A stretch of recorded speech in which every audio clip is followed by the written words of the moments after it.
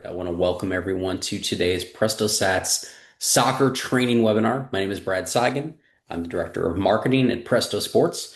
Today we're walking through PrestoStats soccer and showing how to run a match with it, start to finish, from logging in, setting up, live play entry, reports that go out after the final whistle. So follow along, you'll be able to stat a game A to Z with PrestoStats soccer. If you've ever used it before, or if you've ever used StatCrew before, it's going to be very similar to things that you've used in the past. Just a reminder for those of you who have used it, and for those of you who haven't, heads up, PrestoStats products are all cloud-based. So when you get started setting up rosters and schedules, those all require an internet connection. We'll come back to we'll come back to what happens if you lose that internet connection during a game, because we can account for that. Before we get fully started and I introduce Kevin, a couple of housekeeping items. First, if you have any questions, please put that in the Q&A. We've disabled the chat, so you can put all of your questions in there. We'll get to those at the end of the presentation. Also, this webinar is being recorded. We will share it on our website, our YouTube channel, and we will put a post on Facebook after this is concluded. And with that, I'm going to turn it over to Kevin, who's going to walk you through PrestoStat Soccer. Kevin is a former SID. He's got a lot of great experience. And so, Kevin, the floor is yours. All right. Thank you, Brad. Let me just get the screen share going, get underway. All right. Can everyone see that? Looks good. All right, great. So obviously the first thing you want to do, because Brad said it's cloud-based, you need to log in. If you have a Presto website with us, it would be yourwebsite.com/admin. If you are stats only with us or don't have a Presto website, it would be prestosports.com/admin. And then you would sign in, and it's going to take you right to the game day screen. And here it'll show you active seasons by day, and you'll see the game. I've got way too many teams, so you'll see a lot of different seasons on mine. But we're going to go to the demo for soccer because that's all set up. If you click on the red season, it'll take you to the home page for the season, where you have many tabs: the overview, schedule, stats, links, roster, coaches, nav bars, etc. Two things before we get into the game. Rosters. You want to make sure that your shared roster is set up with players active and numbers put in before the game. That's what goes into the stats program for your team, for other teams, etc. Over here, you can also import from a StatCrew file. You can import from a CSV.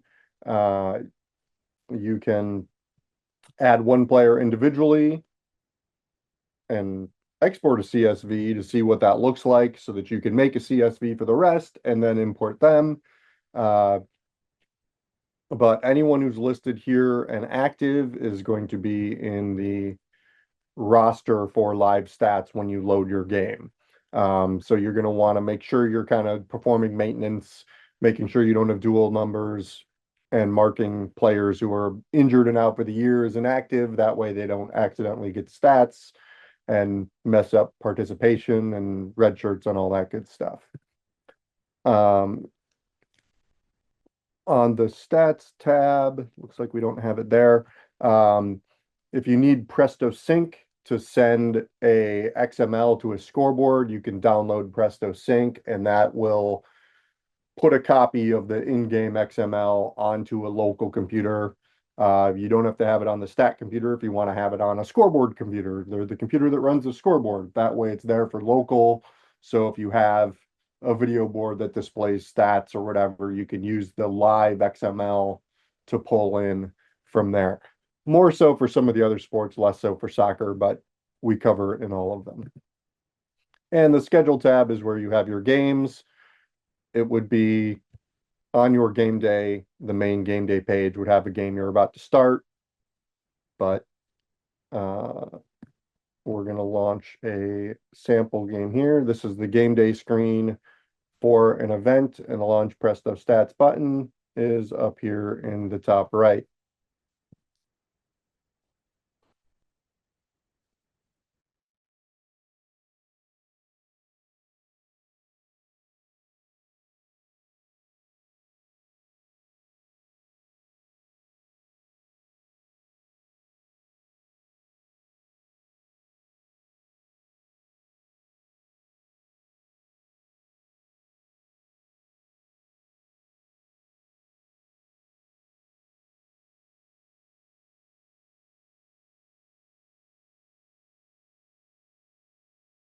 It's missing location. You would type in your stadium name.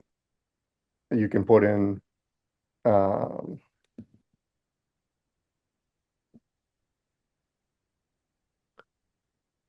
you can put in your weather, your referees, your lines people, your official scorer, which actually will default to your login, which is nice. Um, and it also has rules at the bottom. You can mark it as a conference game, an exhibition, neutral site, minutes, overtime, um, how many periods. You can also set your custom settings for keystrokes for home and visitor. Um, if you like team abbreviations or if you like home and visitor, H and V, and you can set your clock to count up, count down, however you'd like to view it. And then when you save that, now this one says it's okay. So now we need starters. So we're going to put in 11 starters. You can just check them off here. Took Zaid less time to do volleyball.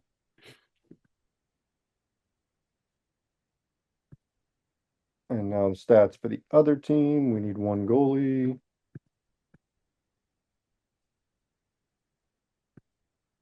And obviously, you'll get your starters from your coaches before the game. On this screen, you can also, if the roster is blank, you can import from a Stat Crew roster. You can grab a roster off a web page by clicking grab roster, putting copy and pasting the URL, and it'll bring in.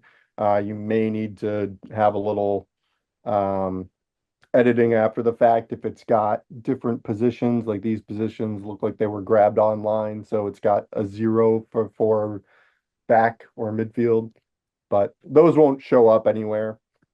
The plays themselves within soccer is it's the simplest sport that we have is there's only 11 things you can possibly do. You've got your shots, a header, which is a type of shot, a penalty shot, which is rare, fouls, yellow card, red card, corner kick, an offside call, substitutions, and then comment and game control. So if you use Stat Crew before, it's the exact same keystrokes that you can see underlined. So you type in shot, which team, which number. I'm going to pick not the goalie. And then you've got your options for where it went. You've got a save, a blocked shot, a defensive save, or a team save. Defensive save would be player, team would be um, deflected but would have gone in. You've got a post, if it hits any of the posts, crossbar, and then left, high, right, or wide for shots that miss. And then after each play, it asks you what time it was, and it's going to go based off the clock. You can start and stop the clock at any time by pressing the space bar from this screen, and then you will see it green, and you will see it moving. So on And your fouls, Kevin, do you want to show also before you're done where you can see if you're connected to the internet or not? yep, you could probably see it flash right up here. This green bubble right there indicates that you are, and it says changes saved. It does give the time as December 31st, 1969, but all you really need to know is the green bubble. It'll turn an orangish red if you're not connected. And if you're not connected, like Brad said, it will save the data to your browser. And then the next time you connect to the internet, you should see that flicker and turn green as it transmits. So If you lose internet during the game, keep going, but don't close the browser tab until you reconnect and you get the green bubble. So um, the major thing that can be a little uh, frantic as you're scoring a game is the substitutions. Um, Simply, it'll ask you to select or deselect a player. So, and it'll show at the bottom, it'll put them on the right side if they're in the game or out of the game. So we put our starters in as all the low numbers. So if I press 3 and 13, it's going to swap the two. And then a simple save for the time, and you're good. Um, and then it takes you back here in case you have multiple. So you'd have to do each one individually, straight up swaps. Um, and when you're done, you can just click add play and go back to this screen. The comment is just so you can type in anything you need to. Um, but everything else on here is pretty self-explanatory. If a penalty shot's awarded, a header is just a shot that goes off somebody's head. Um, let's put a goal in and just say number 8, goal, assist 9. And then it asks you for their season goal. So we'll give them season goal number 1 of the year, and then the clock. And then here's where you could put in a comment to describe it for the other team's SID. Now, over here on the left side, we've got the recent plays and a button at the bottom to see all play-by-play. So if you click on the time of an event, you can either delete it if you put something in incorrectly and want to start over, or you can click edit. So if a goal is scored on a mad scramble in front and you thought it was by number 7, assisted by number 9, and it turns out that number 8 actually got it in, and it was assisted by 7 because you missed the last touch, you can go in, edit that, and now it's adjusted. The only other real thing to go over, actually, let's do game control. Um, on game control, you can start a new period which you'll do at halftime. View the players on the field. You can reset the players on the field. There's a timeout button, which I, I suppose if you've got hydration breaks and you want to mark that, you could use that for that. And then wrap up game is just ending the game. Ending period is end of the halftime and or end of uh, end of each half. For resetting the players on the field or viewing players, coming out of halftime, you may just want to reset who's on instead of having it leaving all the players who were on the field at the end of the first half because coaches may make subs and not give them to you. Um, Yeah, Kevin, if I could hop in real quick. sure. It is a good idea at the start of a new half to reset your players on the field, but you also want to make sure that if there is a goalie change, that you aren't Yep. changing the goalie through here. Otherwise, it's not going to sync up the stats with that particular goalie that's in the game. So Yep. if you do have a goalie change, just make sure you are going into game control and changing the goalie, even after using simply substituting them within the substitution page is not going to allow those stats to line up. That segues nicely into exactly where I was going with goalie changes. Sorry about So that, Kevin. no worries. Good. It shows we're on the same page. So the substitutions manages the playing time for everybody on the field. You sub a player out, male or female, and it stops counting minutes for them. It only counts the minutes for when they're on the field.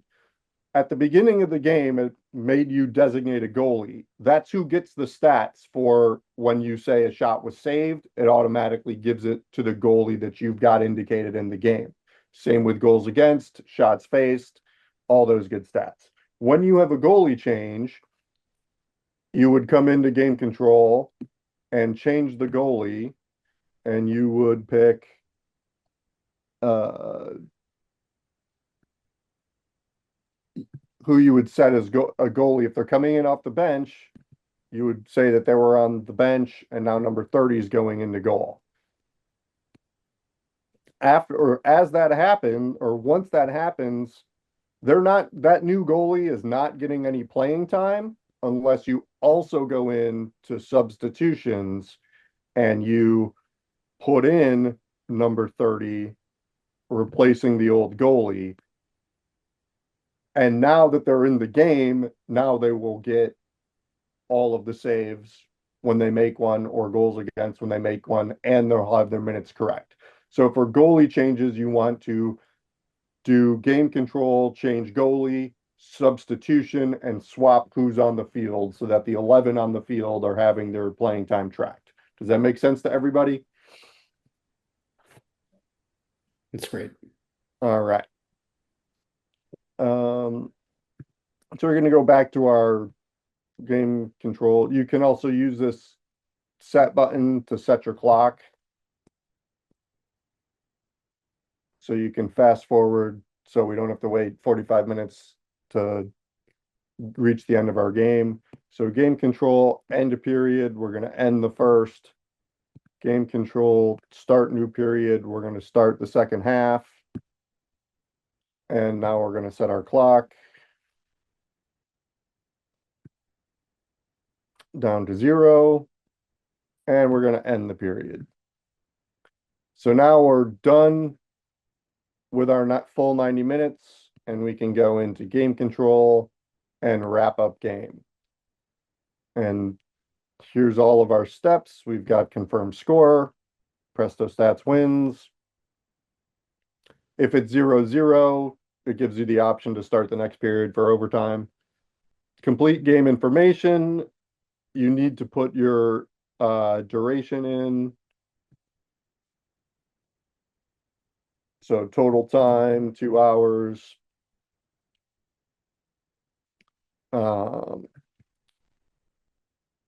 Whoops.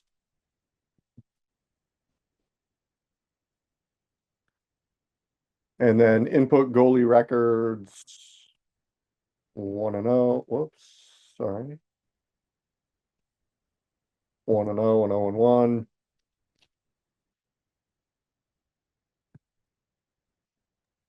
And you'd put your records in here. Just as a note, if you do put your records in ahead of time before the game, and then you hit that finalize and update, it'll update it automatically for you. So pregame, if you want to put your the records in for both conference and overall, and you hit that finalize, it will update those for you. So you'll reflect on the box score as well. Thank you, Nick.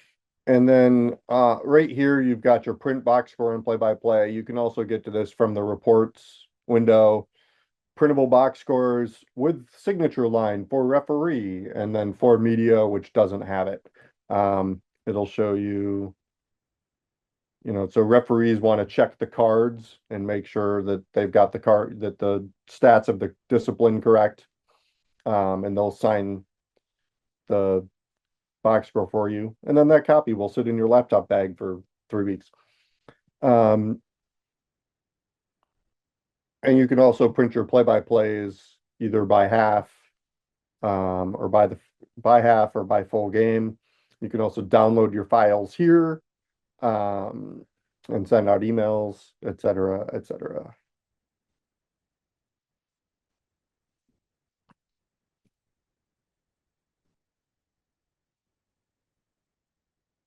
And let's see.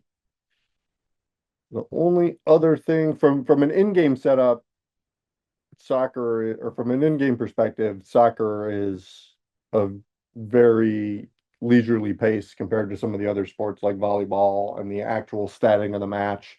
The hardest part is seeing across the field into the opposite corner to see who had assists and stuff. But the plays themselves are pretty simple, pretty basic. After the match, you can see, I need to move this out of the way here. After the match, back on the game day screen, it now has our stats because we marked it final. So you can see that this bar has stats in it when they were uploaded last. And there's these links here. This will show you the XML, a PDF, the JSON file, which is the raw data from our software. You can email from here as well. And then this box score link. This box score link will show you what the final box score looks like, but it also has a pull down menu where you can see any state of the game that we had. So if for some reason things go awry and you want to revert back to any different point in the game, you can. For example, if um, you started the second half once you reached halftime, and then once the second half started, you accidentally started overtime instead of starting the second half, you could revert back to that change and um, pull that up. And if you click this revert button, it is going to revert the game back to it. This page just lets you view it. It's the revert button that lets you change it. If you were going to do that, you'd want to pull up the play-by-play of what it looked like in another tab, and then you could launch PrestoStats, type in all of your plays off of here, um, and overcome that extra period that way. So that revert button is great because it doesn't just overwrite all of the things. It will just add your revert to the top of the list, and any change you make from that point on will just go to the top of the list. So at any point in time, you can set a Presto Stats game back to any other point in time of that game. I hope I explained that well.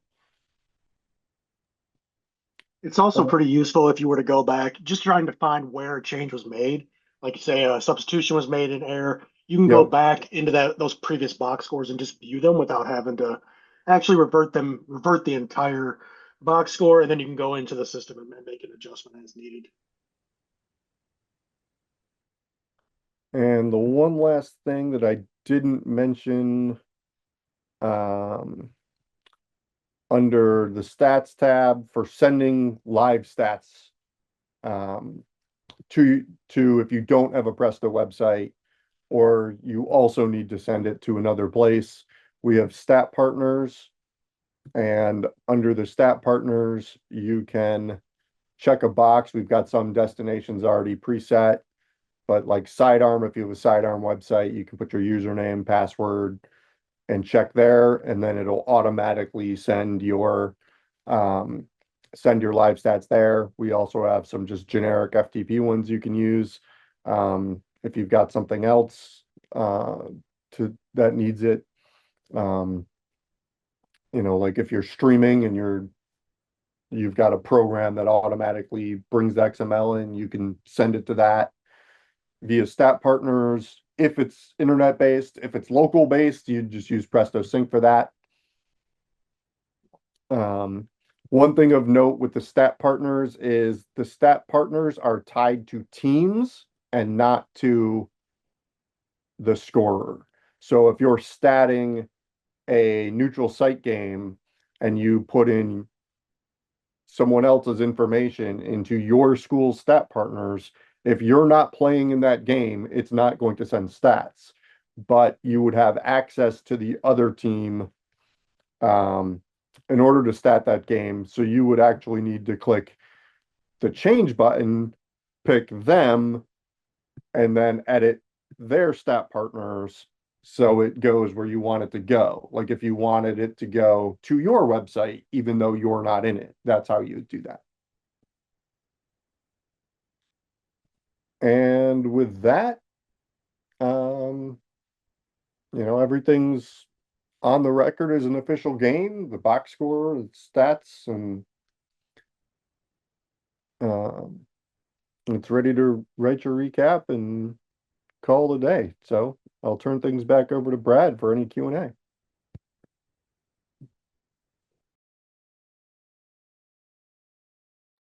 Thank you, Kevin. I appreciate that. All right, let's go ahead and jump in. We've got a couple of questions already. First, Kevin, is there an option to do some sort of wave subs, mass subs, essentially, that is similar to NCAA live stats?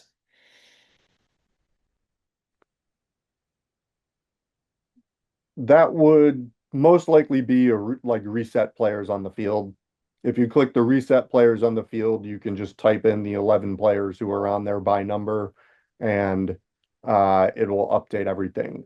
They wouldn't show up in the play-by-play as a substitution, but one line that would just say players on the field and list all 11. So, and that would get their playing time, like their minutes would be correct after doing that. So kind of an individual choice on where that line is. Usually if it's something like that, it's coming out of halftime that people would have multiple, or a hydration break if that's going to be a thing in the early part of the fall. So Awesome. Next question. Should the goalie records always be 1-0 or 0-1, or should it always be entered for the season, like 4-3? that would be their season record. Cool. All right. That is all of the questions we currently have in the Q&A. I'll open it up if anyone would like to unmute and ask a question or two. Otherwise, we will wrap it up. I do have one best practice that would also apply to volleyball or really any other sport that you're going to be using keystroke entry for. If prior to the game you want to put a 0 in front of all the single digit players on the field, it saves you from having to hit the enter button every time you put a single digit in. If you do type in like number 2 and try to then type in number 3, it's going to type in 23. So you'd have to do 2 enter, 3 enter, 4 enter. So as a rule of thumb for me, when I always stat games, I would put the zeros in front of the single digits. Soccer, it's not as big of a deal. A lot of people typically would just use the point and click. But for volleyball, basketball, those types of sports that are a little more fast paced with substitutions, it's a good best practice to use. So. And Yeah, you especially can also set up your roster within Presto. When you go into a player's bio, there is a number and then there's a stats number. You can assign the stats number to be 05 and the number to be 5. That'll show up on the website and all the box scores. So it's just a easy way to kind of keep that keystroke moving along without having to hit enter every single time. yeah, I definitely agree, especially in volleyball where there's a rhythm to it.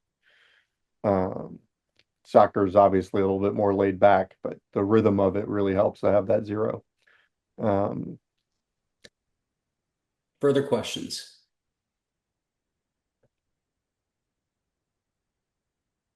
Okay. Well, as I said earlier, we will post this webinar a little bit later on YouTube and Facebook and our website. It'll also go on our Help Center. Also want to show you a few links that we have. Now, I've already added this to our website. You can go to prestosports.com/events. And this PowerPoint deck is on there, including these links. These are some standard links that might help you throughout the season. And we've got staff partners, help articles, all kinds of stuff in there. So feel free to take a look at that. And with that, we'll go ahead and conclude. Thanks again, everybody, for joining us, and we will see you soon. We want to thank you for viewing this PrestoStats training session. For additional content, help articles, and guidance on PrestoStats solutions, please visit help.prestosports.com. For support questions, please head to prestosports.com/support.